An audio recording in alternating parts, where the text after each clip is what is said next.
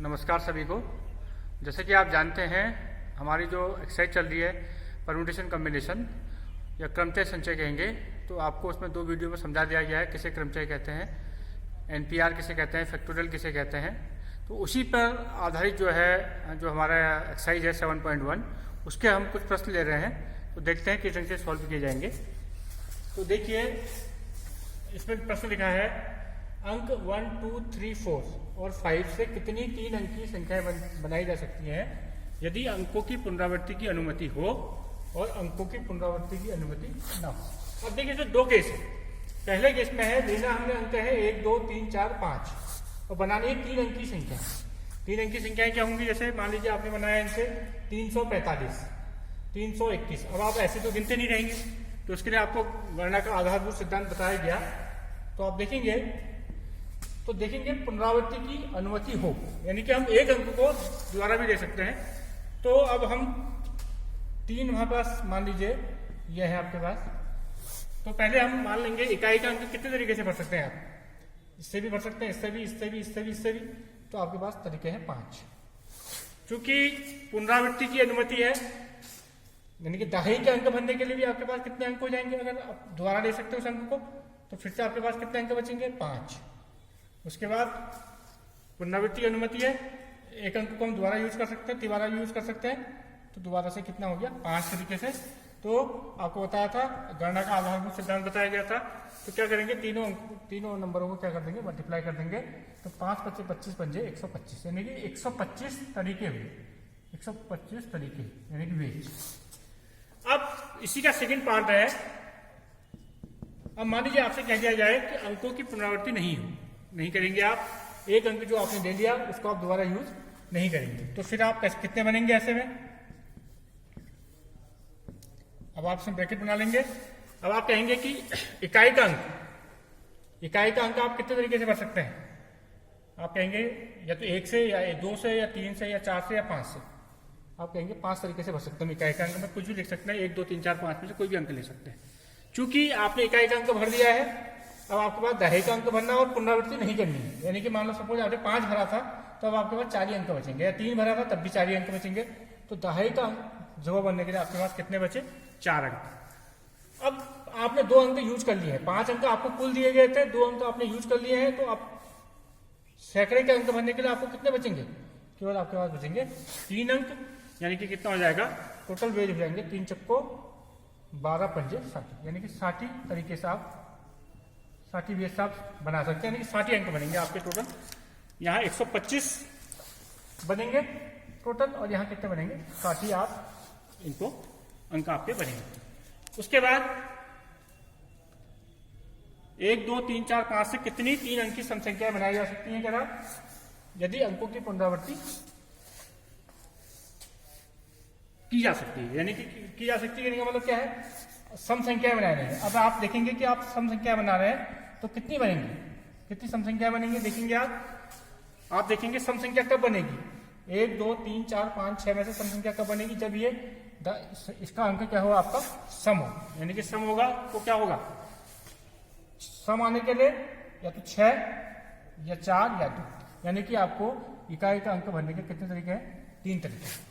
अब आप पुनरावृत्ति की जा सकती है, तो अब दहाई का अंक कुछ भी हो सकता है, सैकड़े का अंक कुछ भी हो सकता है। तो कितने बनेंगे? इसके लिए आपके पास 6 बनेंगे, कोई भी ले सकते हैं, पुनरावृत्ति की जा सकती है। उसके बाद यहाँ भी कितने बनेंगे? 6 बनेंगे, क्योंकि आप अंकों को दोबारा ले सकते हैं। तो टोटल तरीके कितने हो गए? टोटल जो अंक बनेंगे 6 गुणा 6 गुणा 3, यानी कि 6 छक्के 36 और 108 आप अंक आप ऐसे 108 संख्याएं क्या कर सकते हैं? आप उनकी बना सकते हैं। इसी प्रकार से देखेंगे अंग्रेजी वर्णमाला के प्रथम 10 अक्षरों से कितने 4 अक्षर के अंक बनाए जा सकते हैं, कोड बनाए जा सकते हैं यदि किसी भी अक्षर की पुनरावृत्ति न हो? यानी कि अंग्रेजी के प्रथम 10 अक्षर, यानी कि जैसे आपने कहा कि A, B, C, D ऐसे चलेंगे 10 तक, J तक आ जाएगा। अब आपने मानो कोड बनाना है, A, B, C, J बनाना है। ऐसे कितने कोड बनेंगे कह रहा है, जबकि किसी भी अक्षर की पुनरावृत्ति ना हो। तो पुनरावृत्ति नहीं होनी है, तो आपको पहला कोड रखने के लिए कितने नंबर बनेंगे आपके पास? 10 में से कोई ले सकते हैं। अब आपने कोई एक से लेकर J तक आपने यूज कर लिया। अब आपके पास वो दोबारा नहीं ले सकते हैं, उसके बाद कितने बचे आपके पास 9, फिर उसको भी यूज कर लिया 8, उसके बाद आपने उसको भी यूज कर लिया तो 7, यानी कि आपके पास कितने बचे 9 8 72 और देखिए 72 गुणा ये हो जाएगा तुम्हारा 9 8 72 गुणा 7 गुणा 10, तो देखते हैं कितना आता है 50 40, यानी कि कितना आ जाएगा टोटल कितने बनेंगे ऐसे कोड 5040 कोड आपके बनेंगे। उसके बाद देखिए बहुत इंपॉर्टेंट क्वेश्चन है, 0 से लेकर 9 तक के अंकों का प्रयोग करके कितने 5 अंकी टेलीफोन नंबर बनाए जा सकते हैं कह रहा है, यदि प्रत्येक नंबर 67 से शुरू होता हो और कोई भी अंक एक बार से ज्यादा प्रयोग नहीं होता है। अब देखेंगे, ध्यान से देखेंगे, प्रश्नों को ध्यान से पढ़ेंगे। आपने 0 से लेकर 9 तक 0 से लेकर 9 तक के अंकों का प्रयोग करना है और टेलीफोन नंबर बनाना 6 से 7 से शुरू होगा, तो यानी कि आपके 5 अंक बनाने हैं और 3 अंक आपने रह गए हैं। अब आप इसमें एक फॉर्मूला और लगा सकते हैं, क्योंकि आप कहेंगे 0 से लेकर 9 तक कुल कितने हैं, 0 से लेकर 9 तक कुल है 10 अंक मानिए। अब 10 अंक में से 2 अंक आपने ऑलरेडी यूज कर लिए, तो शेष कितने बचे, शेष बचे 2 यूज कर लिए हैं, क्योंकि एक नंबर को एक ही बार यूज करना है 8। अब आपने क्या करना है 8 में से 1 2 3 छाटने हैं, 3 भरने हैं, तो अब आपको बताया गया था NPR, 8 में से 3 कैसे छाटेंगे आप 8P3, इसे भी कर सकते हैं आप, वैसे मल्टीप्लाई करके भी कर सकते हैं, तो इस बार इसका यूज करेंगे हम।